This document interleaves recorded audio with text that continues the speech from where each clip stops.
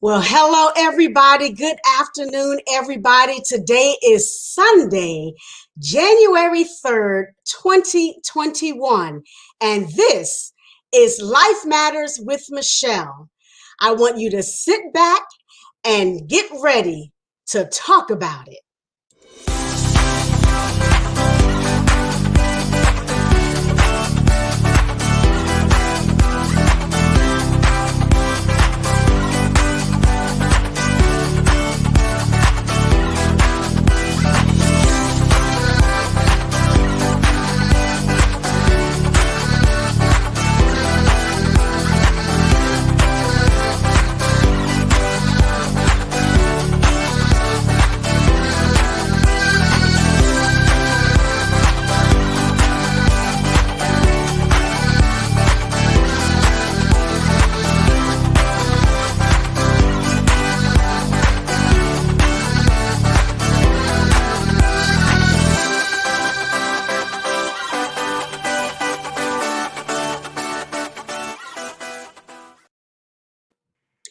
Well, hello, everybody. Hello, everybody. I am your host, Michele Irby Johnson, and welcome once again to Life Matters with Michele.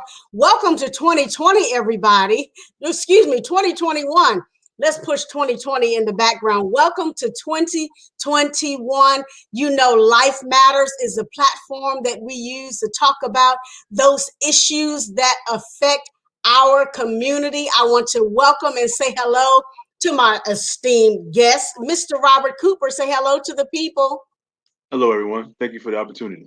Yes, sir. Yes, sir. We are so excited to have you with us on today. And if you are joining me for the first time, or if you're a repeat viewer or listener, certainly we invite you to put your comments, your questions in the chat. That way I can field them over to our guest and he can answer them for us as we get more into the show. Once again, I am your host, Michele Irby Johnson, and this is Life Matters with Michele.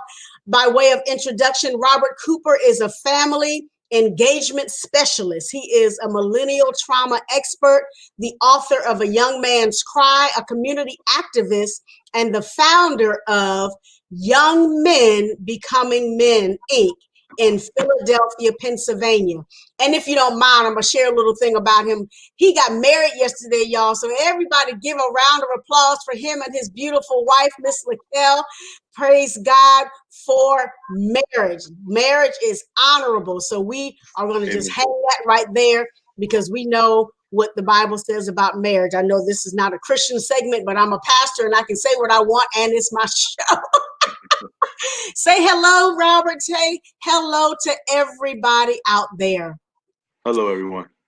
Hello, hello, hello. So let's jump right into it. Tell me a little bit about, or tell me about your organization, the name of it, what it means, who it's for. Give us a background on that. Young Men Becoming Men Incorporated is for young men ages 10 to 17. I started Young Men Becoming Men being a young man that was verbally and mentally abused. And I knew it was like not to be able to express myself because I held a lot of things within because I didn't have nobody to confide in because I didn't trust people. Because the people I did talk to wound up going back telling my parent what I said. Mm, wow. Well, I know that is a difficult place to be in, and I know how difficult it can be to need someone to confide in when you're going through life, especially Yeah, as a young man. You know, it's hard for young men nowadays, or even in the past, to find someone that they can connect to who won't yeah, judge them, who won't put them in a posture of feeling ridiculed and put down, yes, and all of those different things. And so I imagine that is something that you dealt with, particularly in our community, in the African American community. It's often hard because a lot of our fathers were not there. Am I right? right. You're correct. And it's hard because we're not able to express ourselves because that's not something we were taught. I use this all the time. When we fall down, we hurt ourselves. First thing they tell us, you better not cry. So that cuts the emotion off. So now we grow up trying to feel ourselves and feel out where we need love, where we want love, but we don't know how to because we're emotionless. Exactly, exactly. And it's can you turn your volume down just a little bit? Yes. One of the issues that we have as young people, and particularly young Black men, the issue that happens, like you said, as soon as you hurt yourself, they tell you don't cry, they tell you to man up, they tell you Yeah. to gather yourself and get yourself together. But how hard was that? And I'm asking you because you're my guest today, and I'm sure I can get this answer anywhere. How hard was that to basically muzzle your emotions when you were hurting? I mean, how difficult was that? It's very difficult because when you're trying to find yourself growing up as a young man, you're trying to find yourself as the well how to express yourself. When you're not able to express yourself, what do? We do? We turn into anger. We turn into frustration. Then we become violent. We become set apart. We become nonchalant. We don't want to be involved because we want to be alone now because we never was accepted in a way that we wanted to be accepted. Absolutely. And and I find that to be true because even as men get older, as they're older and we start to date you all, and we start to find ourselves attracted to you all, and we're trying so hard to dig deep to get to your heart, and you all are still existing, if you will, in that space of silence, in that space of I better not say anything because I might say the wrong thing, or in that space of if I say this, I'm going to sound dumb. If I say this, I'm going to sound like a baby. And so did you ever feel like you didn't have a voice, or just that they were telling you you couldn't speak about how you felt? Give us a little insight on that. Well, I could use my experience when I was younger. My mom, she would say we could say things and express ourselves, but it was to a certain extent because she felt like if we said too much, it was disrespectful. So after a while, it cuts your voice off because it's like, what can I say to you? How can I express myself to you without you feel like I'm disrespecting you? Wow. And and and that's the sad part about it. You're looking for a safe space. You're told that you have a safe space, but at the Yes, same time you're being limited in that safe space. And I know that's got to be frustrating because as a young man, a young Black man, trying to grow up and find yourself without a voice is got to be so challenging. it is. It's very challenging. It's got to be Yes, very challenging. it is So because when you don't have that proper male guidance that you're looking for, that you're reaching for, that you're yearning for, it's like who do I turn to? Where do I turn to? You really can't go to your friends because they're experiencing life at the same age that you're experiencing. So it's not too much information they can give you or encouragement they can give you. Because my life was different than my friends. I didn't want to go the road they wanted to go. I wanted to go the opposite way because I didn't want to end up in prison. I didn't want to end up dead. So my focus was, okay, if I can't express myself this way, I'll just keep everything within, which didn't work for me because it caused me to become sick. I had Crohn's disease and I dealt with that for 4 years. So it was like, who do I turn to? So I know from being a young man when I got saved at 13, I knew I could depend on the Lord. So I talked to the Lord about a lot of my things, but I still was angry and I still was bitter. I didn't want to let go of a lot of things that I resented, which caused and brought sickness and brought other things upon me. understood. So tell us a little bit about your trauma as a young man. As a young man, my mom was very, very verbally abusive. So that trauma really set me back mentally. It made me deal with things when I was younger that I felt like I had low self-esteem. I felt like I wasn't loved. I felt like I wasn't wanted. I felt like I wasn't accepted. So I had to learn how to deal with my trauma in my own factor and in my own manner, which was able to help me cope, which was the stuff I like was sports. So I turned to sports to help me be able to cope with my trauma because sports, basketball and life actually works hand in hand. So I used that. But then it still was hard to use basketball because I still needed that outlet that I didn't have. And that's what made me really cry out in my own way when I got to high school. So I started acting out, doing the things that I thought I was big and bad enough to do just for the attention. And the attention it was getting me, it was great because this is what I wanted.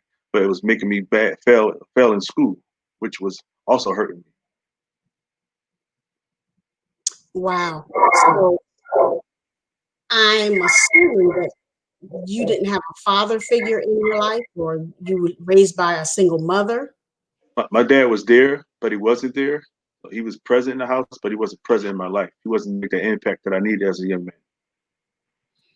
And that is key, because when you have someone who's present, but they're not in the room.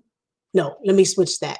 When you have someone who's in the room, but they're not present, it almost feels as if they're not there, they're not existing. And maybe we can look at it from the standpoint that he was told the same thing. He was muted as a young man. And Right, so his posture was, I'm going to stay in the cut. I'm going to stay in the background. I'm going to speak when spoken to. And right. I'm not going to say anything for fear of retribution or judgment or whatever the case may be. And so, how was that um, as a young man having a father in the house who did not father you? Oh, that was very frustrating because I see my friends that had their father. It was like, okay, this is what I wanted. This was my heart desire. But he didn't know how to be that because of the things that he experienced, which is why I encourage people now to learn your love language so that way you can understand how your parents need to be loved, your child can be loved, and that way we can come together with the understanding of how we can build this relationship. Absolutely. So, did you ever have an opportunity when you were able to go back once you grew up and express to your father, the impact that his presence or lack thereof had on you? Yes, actually, 2 years ago when he got sick with brain, bone, and lung cancer, I took care of him until he passed away, and I actually had a chance to talk to him and tell him how I felt and get to understand why he did certain things and why he acted out in the manner. And some things he shared that was personal, but he had trauma where he didn't know how to deal with, so he turned to drugs and alcohol. So Wow. that helped me understand why he treated me like that as I got older. So when I was younger, it gave me a very, very good understanding. So it also helped me be able to build and fix and heal and mend what I still was angry about and what he still was hurting about. And it gave me a chance to be able to forgive, which is very important. Forgiveness. That's the only way you can be able to move forward in life. If we can forgive. Absolutely. And that is very key, because we have a lot of people who are living in a space of unforgiveness, and the other person that they don't forgive is moving on with their life. They're doing what needs to be done. And forgiveness is not for the other person. We oftentimes hear that it's for us. It's for us Yes. to move on. It's for us to heal. It's for us to notice, what it's all about restoration and reconciliation. Somebody's Yes. saying it says restoration. The person is saying restoration and reconciliation is key. And Yes, that it is. starts with forgiveness of not only of the other person, but of who Yourself. else? Yourself. Forgiveness of yourself. Absolutely. And I think in our, a lot of people do this, but I'm speaking to our community. I think in our community, it is very important that we learn how to forgive ourselves. And I think we're taught so much from children to hold on to it. This is what they did to you. You're going to get them back. Yes. This is going to be the problem. And you're going to hold on to your ball until somebody says they're sorry to you. Am Yep. I right in that assessment? You are very correct about that. Yeah, yeah. So I think it is very vital, is key that we learn to forgive ourselves and to forgive the other person, because you cannot grow beyond the barriers of pain until you release them through forgiveness. Yes, that is I'm very telling true. I'm telling you, that's the counselor side of me coming I out. see. I see. But it's true because once I was able to forgive my dad, like my body became healed. A lot of emotions and bitterness I had was released, and now I'm able to receive and be open to people and not stand off because I'm scared of somebody trying to hurt me. That's good. That's good. And I think um, a lot of people don't recognize or realize that their ailments are attached to stress, trauma, and unforgiveness. And Yes, when you relinquish that, when you give that up, your body is now in a place where it's not being re-traumatized by every little yes, thing that you're dealing with, and your yes, body can heal. Yeah, yes. That's correct. That's very correct. absolutely, absolutely. So, what did you face any barriers? I mean, your father was in the house, but what barriers did you face as a young man with a father who was in the room but not present? What types of barriers did that present for you as a young African American man? Like I mentioned earlier, that it created me to be angry. I was a very angry young man. Uh, it also created a barrier of me not wanting to be bothered with people because I felt though if the people that love me don't want me, who else is going to want me? Why would I want to reach out to someone else if my own family don't love me? But that's what I thought and that's what I felt, but which wasn't true. They just did not express themselves, which we grew up in a house like that as well. So that also carried on to generations, which is time to break generation curses by sitting down, coming together, being able to talk and to communicate effectively, which is very important. And that was another barrier I had. I was able to communicate my emotions until I got older to learn how to be able to do that, which also set me back because in school I wasn't doing well. I was trying to explain stuff, but since I did not explain it because I was upset, I used it in a manner where I was have an attitude. So nobody wants to hear you once you start screaming and everything because they're gonna shut down on you. So This is that yes, that area barrier hurt my communication for years until I became a man because it also helped harm me when I was trying to go apply for jobs. So I didn't know how to talk, I didn't know how to conduct myself in a manner where I can sell myself to someone to show them that I'll be a good employee or I'll be a good fit for their company. wow. So what I hear is rejection, Yes, and that played a major role in you accepting yourself and the world around you. yes, very much People so. people don't understand the gravity of um, acceptance or what it means when somebody has a need and they basically push you aside, or they're telling you that, well, the word you said was they didn't want me, they didn't love me, and the first thing in my spirit was rejection. And Hmm. so when you're rejected, it's a person, that's an intimate thing. Yes, it is because it also makes you become deal with the thing mentally. Then after a while, you verbally abusing yourself along with dealing with verbal abuse within the home because you feel as though you're not worth it. What am I here for? If they don't love me, if nobody wants me, then what's my purpose? But I learned that as a far beyond, you have a greater purpose because you're not going through just for you. You're going through to help the next person. You're going through to help the next person overcome. That's why I love what I do by the young men becoming men, mentoring young men, because I was that young man that was rejected, searching for friends, searching for someone. Because we all, as young men, want someone, but we don't know how to express ourselves because we don't want to appear as weak, want to appear as soft, all words that they call us when we trying to express ourselves, open our hearts up to be accepted by someone. That is amazing.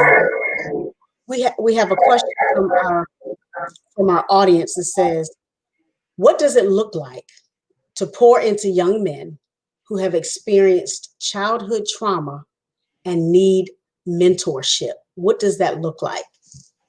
It looks like a young man that's resistant from his uh his childhood trauma to be accepted as to receive a mentor. And this is why when I do what I do with the young men, I sit down and I figure out the trauma that they experience. I create a curriculum for maybe 8 weeks, 12 weeks. I sit down and break it down with them to help them understand that what they went through, each trauma that they experience, is something that is going to help them overcome, help them be able to get stronger, become stronger, because they are loved, they are valued, and they just need that acceptance. They need that welcome, and they don't know how to receive the welcoming because they feel as though they don't want to connect with someone because they don't have what the other young men have, or they don't have what their heart desire to have. Wow. That um it's amazing because do you do this individual, is it an individual plan, or you do it for groups, or so you mentor one person at a time, or do you group mentoring, or do you do a combination? What does that look like? I do a combination. I do group mentoring. I do one-on-one mentoring. I also do family service, where I come to the house, sit down with the parent and the child, and whatever issues they present, I sit down. Just like I create a curriculum for the mentor and the child, I create a curriculum to help them build their understanding love language, how they can effectively communicate, understand that it's more to life than just closing each other out, showing them how that at one point you love one another and that the love is still there. That's rich because when I think about, you know, think about the young black man, and like you said, oftentimes they are comparing themselves to their counterparts. Johnny's parents are like this, or Stephen's parents are like that, or I'm able to express myself in a particular way. And so when they feel the rejection, when they have the unforgiveness and the anger, and now they're comparing themselves and they're not getting what everybody else has, how do you, and I'm asking this because I want the listeners and the viewing audience to know, because I can figure it out. How do you customize your curriculum for each person? I mean, I know you sit and you ask them what their trauma is or what have you. And I know the first time out the gate, they're not giving you all the information. I know that there is something you have to do to build that rapport and that trust. Talk us through what your process is in building the curriculum, whether it's for an individual or for a group. What does that look like? I have a client intake form that I email to the parent, and the parent fills out a few of the questions that I may have. One question I have: what kind of trauma have your child experienced? And the second question is: how has the trauma affected you and your child communication? And they'll fill out the information. I take that information that I receive. I sit down. I create the curriculum of how to help build their communication, how to help them with their love languages, how to help them understand that we need each other and they're not the enemy of each other. And I create that within maybe 3 weeks. And after that, I come out and do the family sessions where I go to their house, or I can do it via Zoom. We sit down and we talk. And I give the parent the chance to express themselves and say how they feel, say what they feel on their heart. And I ask the parent to be open and understanding to be able to receive what their son is saying as well, so that they can understand what the communication lacks. They can understand where each other has hurt and each other has pain, and where each other has trauma has occurred to where they're not able to effectively communicate. That's powerful. I mean, because oftentimes there is not a space for the parent to be included. And I think that is rich that you bring the parents in so that they both can hear how their behavior is affecting the other person. And we do it in family counseling, pastoral counseling, we do those different things, but I think that is very important. And I think that is wise of you to hear both sides. You're not just listening to the young man who's Yes, complaining and griping and saying my parents aren't doing this or I don't have that, but to bring them together and to let them each hear what the other person is saying is powerful. thank you. That is very powerful. I commend you on that. We have another question from our audience that says, what are some triggers that young men deal with that need to be targeted? Triggers? That's a good question. Triggers, I know one trigger right offhand: being accepted. That's one trigger that they deal with. And trying to fit in is a trigger as well. Being accepted is not the acceptance that we think a lot of young men look for. The acceptance they really want is just somebody to be able to love them in their own way, because they don't know how to express or show love. So it's another trigger. I'm Go sorry. ahead. Go ahead. Okay. Another trigger is not having a father. So when they play on sport teams, they're not able to receive that coach because that authority they never experienced. That is that's key. There was something you said that I was going to make mention of. Um, I lost my train of thought, but I'll come back to it. But that is Okay. true, and if I can bring the Christian side into it, a lot of people have a hard time accepting God as Right. Father because Right. they were missing the earthly father component. And so Right. when it comes to serving God, accepting God, loving God, and believing that God loves them, they Right. equate God to their earthly father experience. And Right. essentially what that does is it truncates, or it kind of puts a barrier between what kind of relationship they can have with God the Father because they didn't have one with their earthly father. And so um, Right. I think it's go ahead because this is good. I'm really thinking about some things about some young men in my head, but I want to hear you talk about being able to parlay that father relationship through coaching, on a team or whatever. How do you build that into the mentorship program, and how do you get the young men to see um, that everybody's not out to get them, everybody's not out to reject them, that somebody actually cares about who they are and their existence in this world? Through learning what how they see themselves, how they see the world, what they love about themselves, what they think of themselves. That's very important because we don't take time to get to want to know what they think, what they feel, what they care for. And by investing in what they want and get an understanding of what they want, you can take and open up your mind, open your heart to think about when you were younger and think about what you received and you didn't receive, how you can implement what you didn't receive into what they are looking out for and want right at this time. You just said a very powerful word: invest. A lot of people are not willing to invest in somebody else, particularly if they come across as an angry young black man, if they come Yeah. across somebody who doesn't want to listen, is rebellious or stiff-necked, or you know how do you um, how do you get the well, let me ask you this: do you have other mentors that help you, or you do this all by yourself? I do this all by myself. Okay, so when you are mentoring the young men and then you want to link them to somebody outside of you, how do you do that? Do you have a process where you can link them outside? Because you're the coach, but then they may need somebody outside of you, like the basketball coach or the person at their church or so. Do you create other links in their lives for them to make sure that they're covered on all sides? At times, at times I do, and at times I don't. At times I don't because a lot of people don't understand the youth. They don't have what I said mentioned earlier. They don't want. They are not willing to invest. So they're not willing to invest. They don't have the patience to really get to know the young man.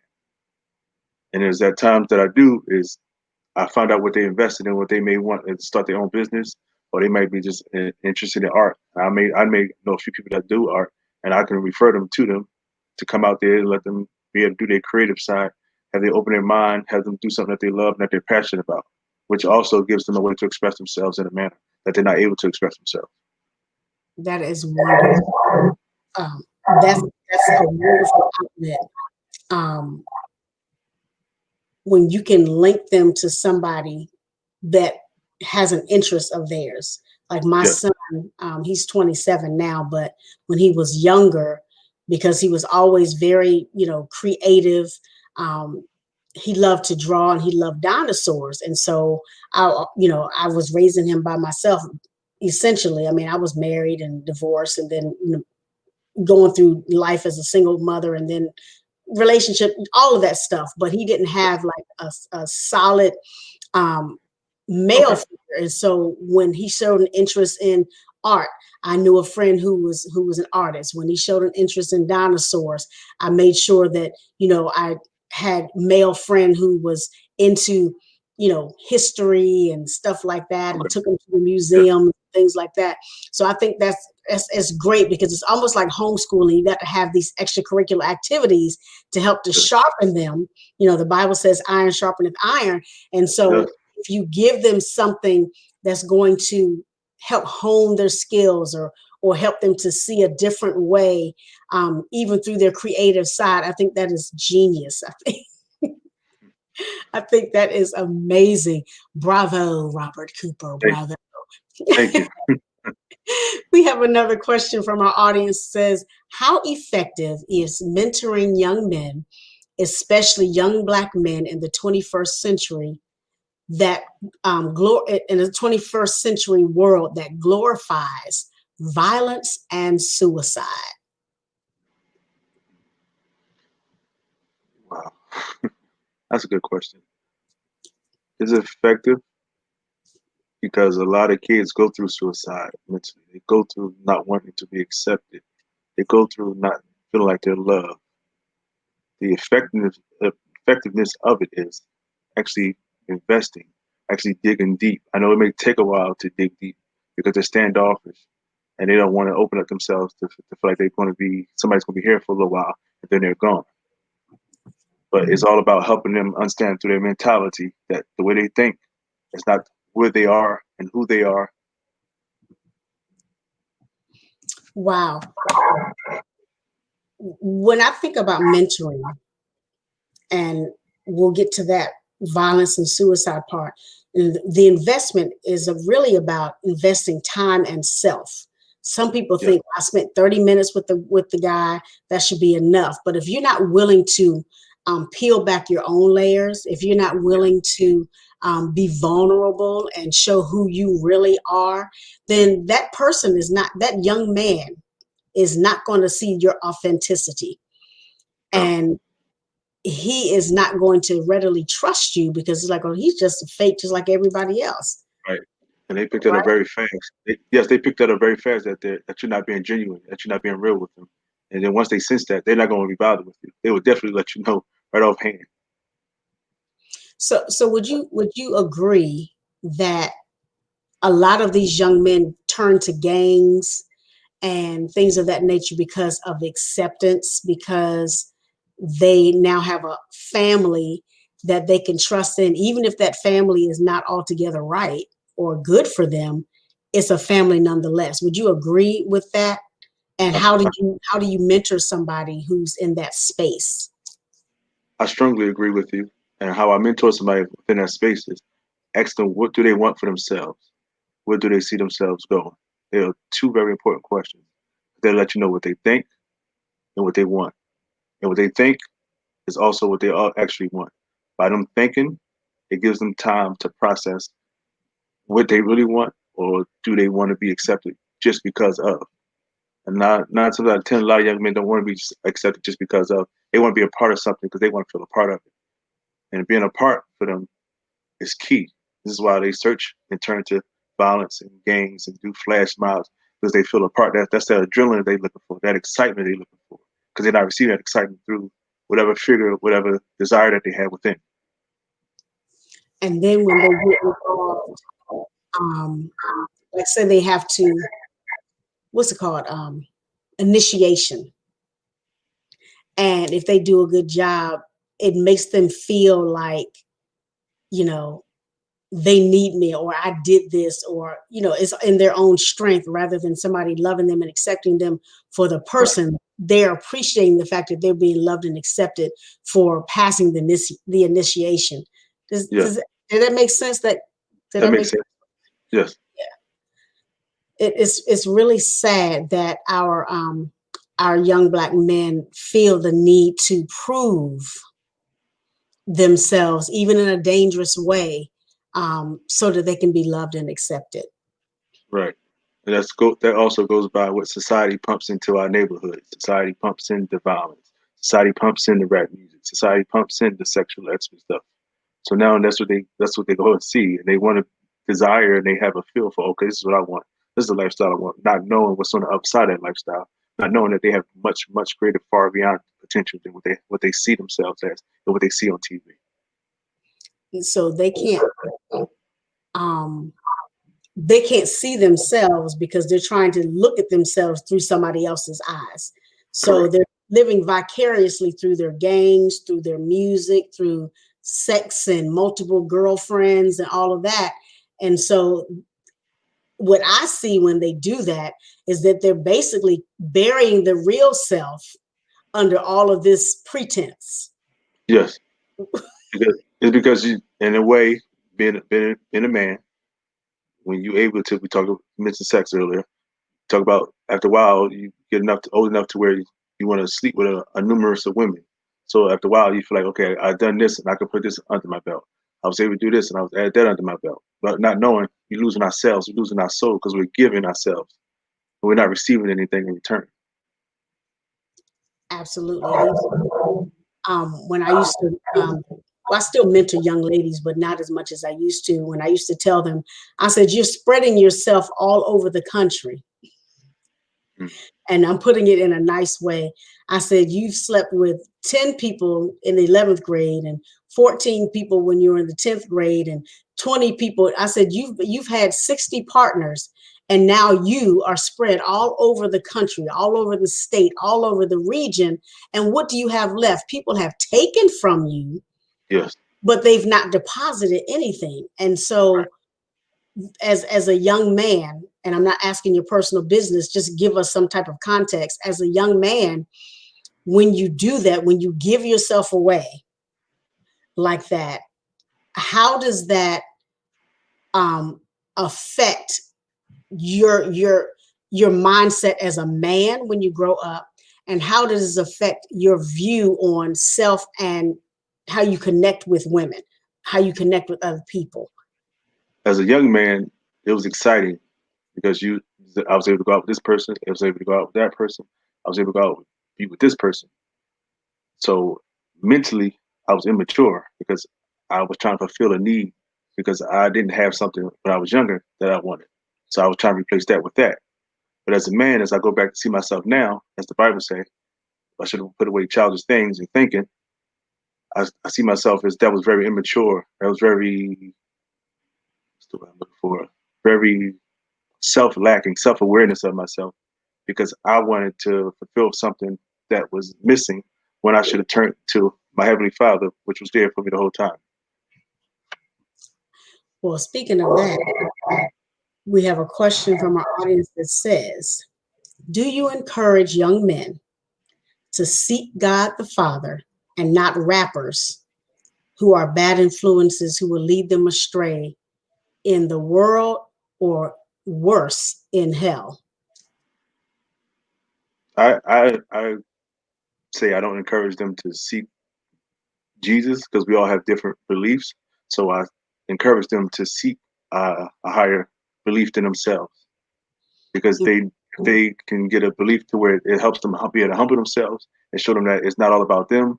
Then they'll understand that they have to have self control. They have to have self awareness. They have to be a part of something that's going to lead them and guide them in the right way. Absolutely. Uh, a comment says patience is key when you're Yes, mentoring young men. yes, it is because you had them nights when you want to pull your hair out, cut your hair off, punch the wall, scream, choke your own self because they're not getting it. But if you stay patient, stay diligent, and keep investing, after a while, you'll see your investment pay off. And I think that's what a lot of us need to consider when somebody asks us to help or when somebody needs help. And I think it's a beautiful thing that you as an African American man is taking the time and you're reinvesting your pain, your Yes, trauma yes, into other African American, or maybe you may be doing other races, but into other young men so that they don't have to take the same path that you took. And yes. so overcoming your mental and verbal abuse through sports and all of these different things, you've written a book, and I saw you hold it up a little earlier. Um, a Young Man's Cry by Robert Thomas Cooper Jr. So tell us what you are presenting to these young men. Can you give us a couple of chapters, what the chapters look like? What is this book presenting to young men that you are mentoring? The principles of a young man that I did not receive. I talk about money management, help young men learn how to finance, how to, because one day when they get older, they're going to want to move out, and how to manage money when they want to get an apartment, how to Or get kicked understand how to build. Yes. Yeah, right. Because after a while, I know in our community homes, like 18, 19, like, come back, sayonara. Right. And by that time, I thank you for bringing that up. Our moms done taught it, carried us for so long that now it's time to be on our own. We don't know how to do that. And that the parent want us out, but we're going to end up being back because we never was structured to how to build, to how to learn. Just like I talked to a friend of mine the other day. He said he had a daughter. I said, having a daughter and having a young man is different because having a daughter, they're able to play with doll houses. They taught different with doll houses and prepare with stoves and everything. With us, we just had in a video game, take out the trash, and we going about what we like to do. So we have to have that structure in order to become a young man into a man. And this is why when we become men, we lack in a lot of areas, especially being in relationships, because we were never taught. We never had that male role model or that influence to show us the right way to be able to be men. Wow. I wrote down here um, in the book you talk about teaching them how to manage their emotions. Yes. What in the world? How you tell me how how you do that? So when my son gets a little sideways, it'll be like, sir, I'm still Still your mother, right? I know we all go through that now. I still experience that now. Like, still your I love you. Yes. Because y'all give us that look like, I still can do you in. Like I tell my mom, I don't stand for beatings no more. You got to catch me. So, mm-mm. And you also teach them character development. yes, And this was one that I really liked. You teach them how to navigate yes, loneliness. yes. That's very important because experience How loneliness. how do you do that? I do it just like I do with all my clients. I sit down with them. I figure out what they're lacking, where they lonely at in life. Because once they tell you what they're lacking, that shows you where they feel alone at.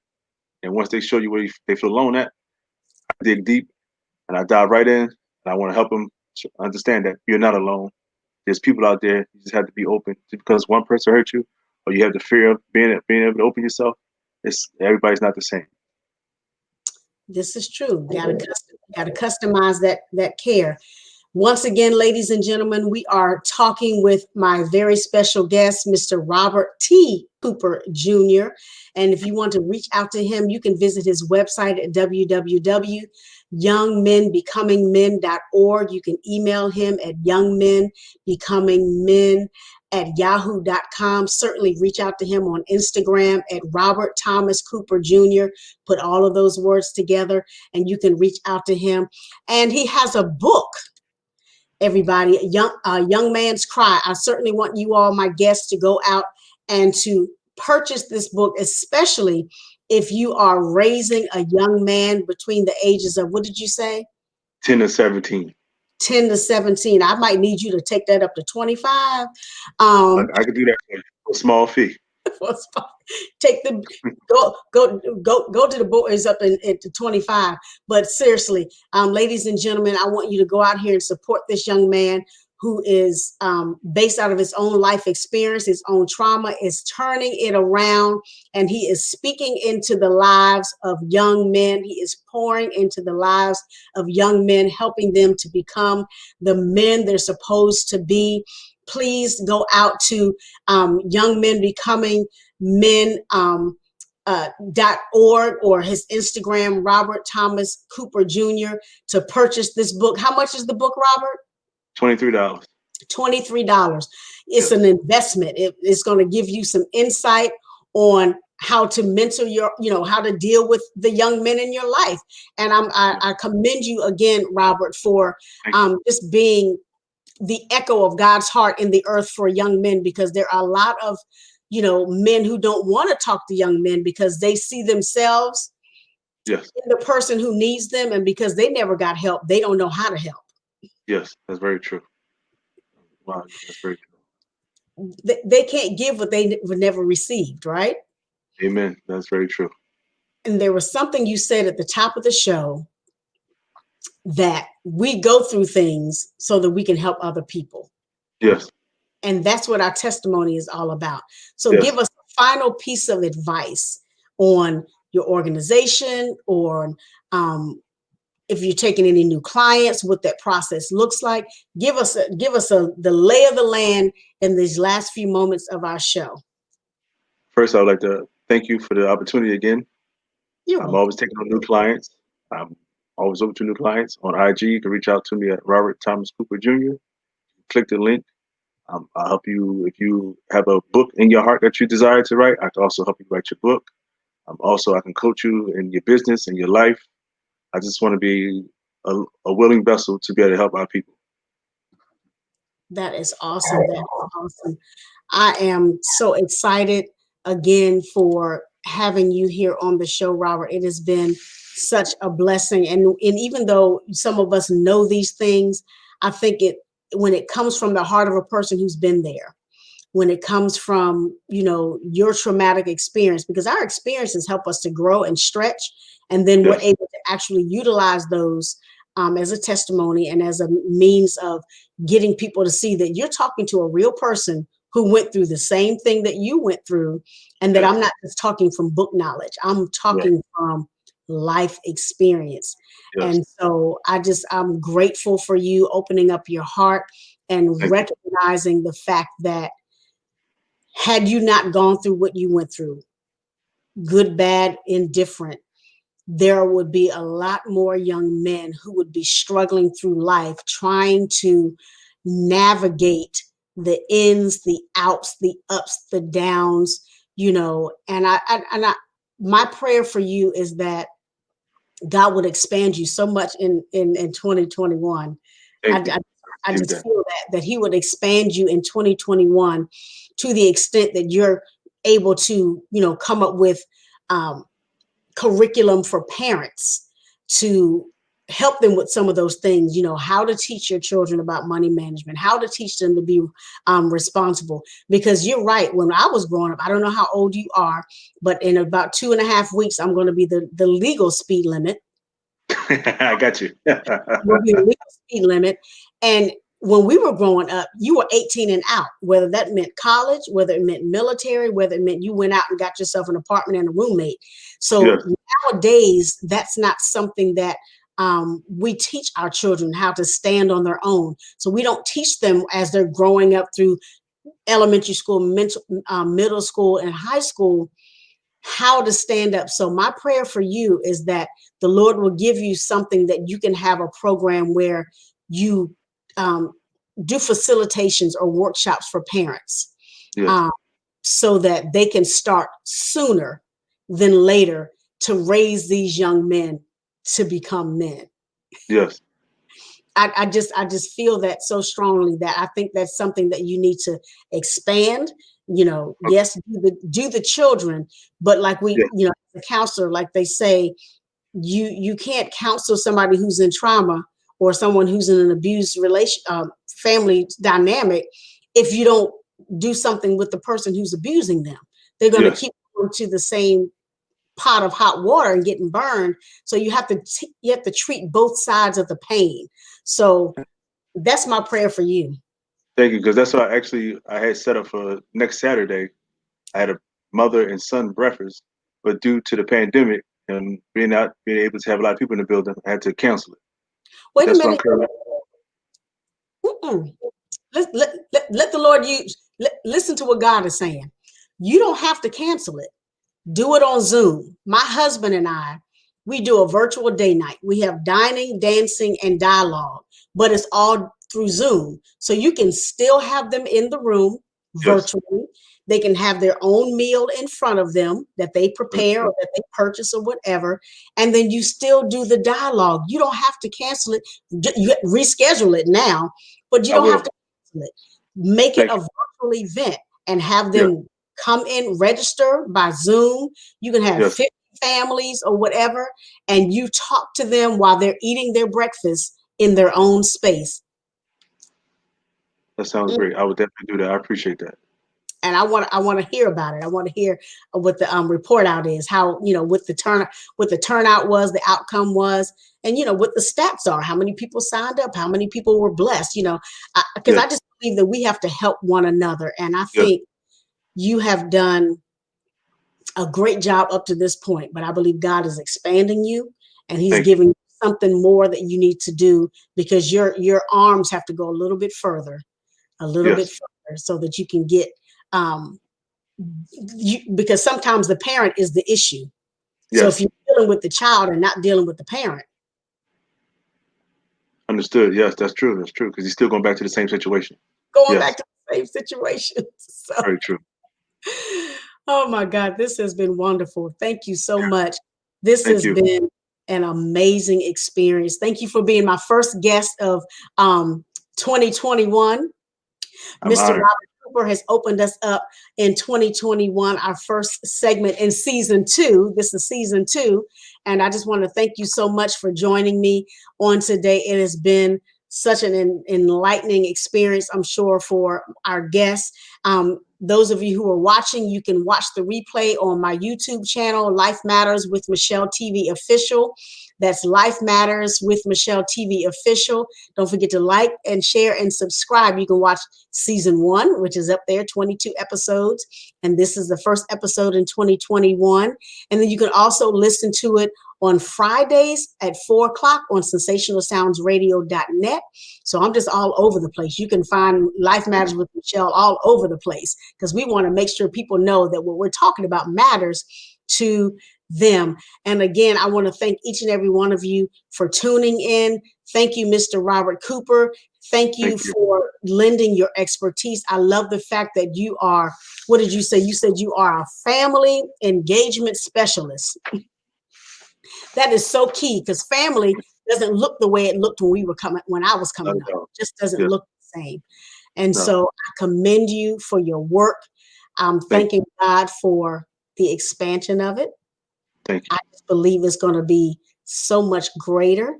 I'm believing God for you getting help because I think you're going to need some other mentors, and you're going to be the director, and then you're going to have other people that you're going to have to that will work for you, Thank you. so you can reach more young men. I'm just Yes. excited about that. And for our guests, those who are watching, those who are listening, if you would like to be a guest on Life Matters with Michele, I am booking now for June. I'm booked up till June. The first Sunday, I have somebody already scheduled, but second Sunday from June all the way out, I'm scheduling people. Again, this is a platform where we talk about those issues that impact the African American community. I'm not being discriminatory. I'm just settling in on what matters in our family and our community. And if you would like to be a guest, certainly reach out to me at www.im-mij, or you can send me an email at Michele, that's Michele, at im-mij.com.